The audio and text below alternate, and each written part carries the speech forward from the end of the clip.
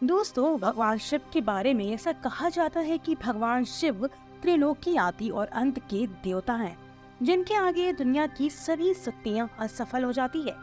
लेकिन क्या आपको मालूम है कि आखिर भगवान शिव का जन्म कैसे हुआ था? उनकी माता कौन थी और उनके पिता का क्या नाम था? उन्होंने किससे अपनी शिक्षा प्राप्त की थी और किस किस को शिक्षा का दान दिया था? अगर नहीं तो चलिए, क्योंकि इस वीडियो के माध्यम से हम आपको इन्हीं सही सवालों का जवाब देने वाले हैं, इसलिए प्लीज इससे स्किप किए बिना जरूर देखना।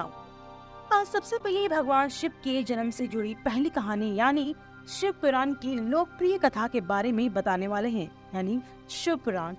शिव पुराण के अनुसार भगवान शिव को स्वयंभू माना जाता है, जिसका मतलब होता है कि भगवान शिव का जन्म स्वयं ही हुआ था।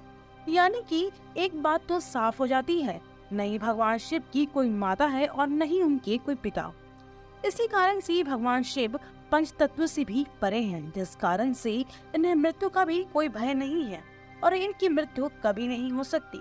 पर बात करते ही विष्णु पुराण में बताई गई भगवान शिव के जन्म से जुड़ी एक और रहस्य के बारे में।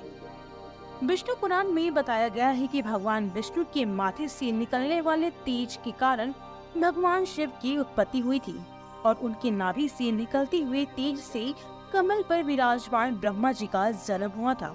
मगर दूसरी ओर भगवान विष्णु के जन्म के बारे में शिव पुराण में बताया गया है कि एक बार की बात है, जब भगवान शिव अपने घुटनों से मैल निकाल रहे थे तो उनके घुटनों से निकलने वाले मैल से भगवान श्री विष्णु जी का जन्म हुआ था। अगर ऐसा हुआ है तो विष्णु पुराण और शिव पुराण एक दूसरे से बिल्कुल अलग क्यों हैं?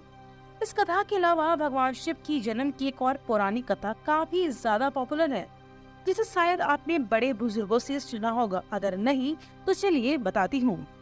एक बार की बात है जब भगवान विष्णु और परम ब्रह्मा जी के बीच इस बात पर बहस छिड़ गई कि आखिर इस संसार में सबसे महान कौन है।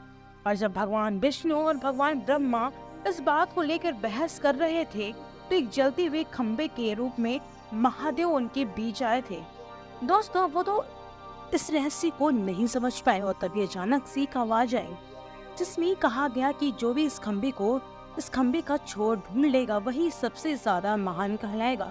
ऐसा सुनते ही ब्रह्मा जी पंछी का रूप लिया और खंबे का ऊपरी हिस्सा ढूंढने निकल गए। वहीं विष्णु जी ने वराह का रूप धारण किया और खंबे का अंत घूमने निकल गए।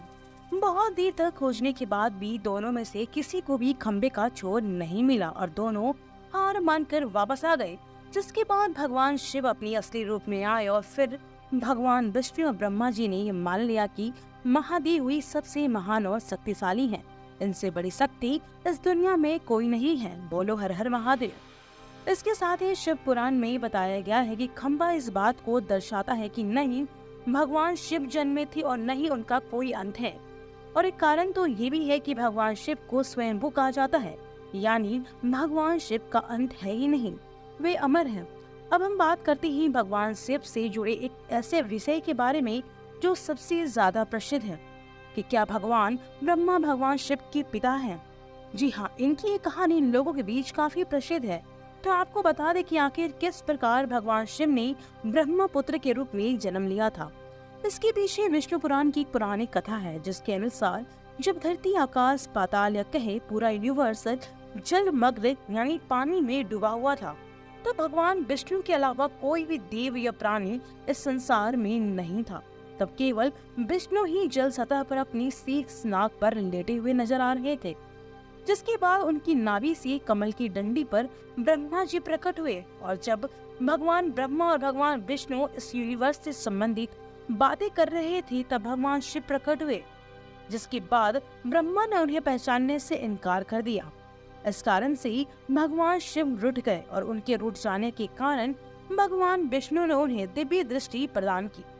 ब्रह्मा जी को भगवान शिव की याद दिलाई, जिसके बाद भगवान ब्रह्मा को अपनी गलती का एहसास हुआ और शिव से क्षमा मांगते हुए उन्होंने उनसे अपने पुत्र रूप में पैदा होने का आशीर्वाद मांगा।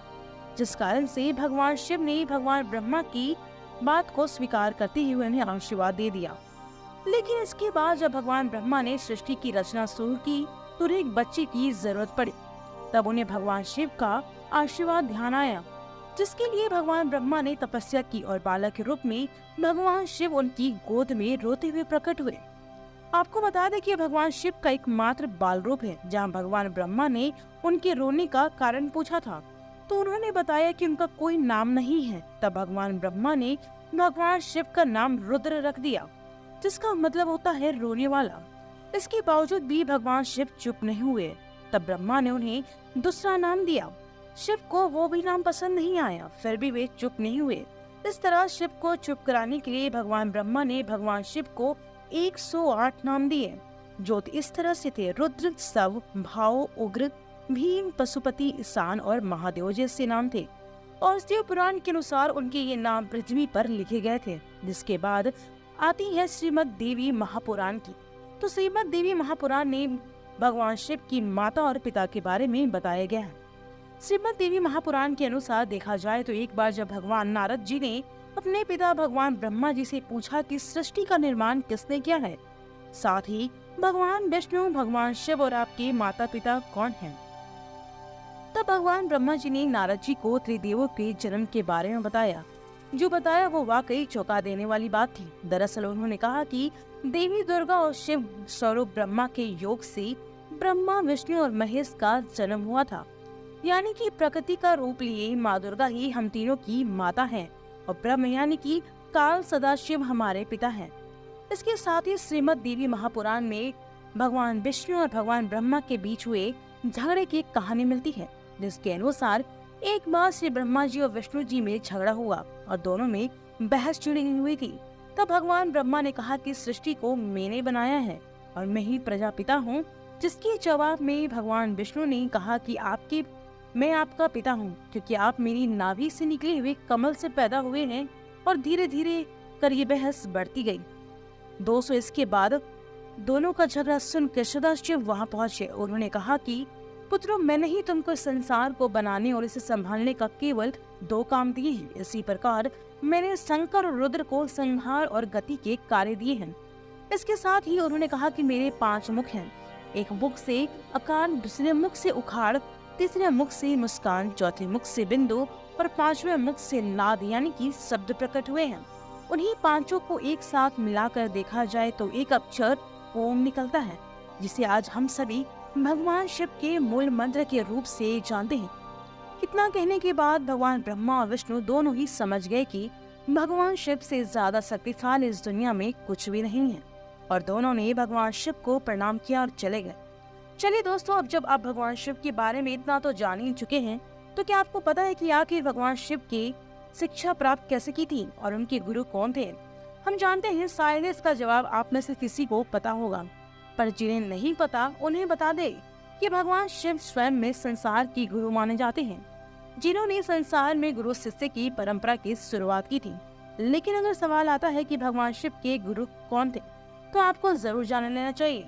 हिंदू धर्म के ग्रंथ कहते हैं कि ब्रह्मा जी और शिव जी इस संसार के सबसे पहले गुरु हैं, जिन्होंने गुरु शिष्य की सृष्टि की शुरुआत की थी। जहां भगवान ब्रह्मा ने अपने मानस पुत्रों को शिक्षा प्रदान की थी, वहीं भगवान शिव ने अपना ज्ञान केवल अपने 7 शिष्यों को दिया था। यानी कि भगवान शिव शिष्य के गुरु थे। वे जिन शिष्यों के गुरु थे उन्हें आज के समय में सप्त ऋषियों का दर्जा दिया गया है। तो दोस्तों, ये थे भगवान शिव के जन्म से जुड़े कुछ फैक्ट्स, जो आपको कैसी लगे हमें कमेंट में जरूर बताइएगा। साथ ही अगर वीडियो पसंद आया हो तो लाइक और चैनल को सब्सक्राइब करना बिल्कुल न भूले। धन्यवाद।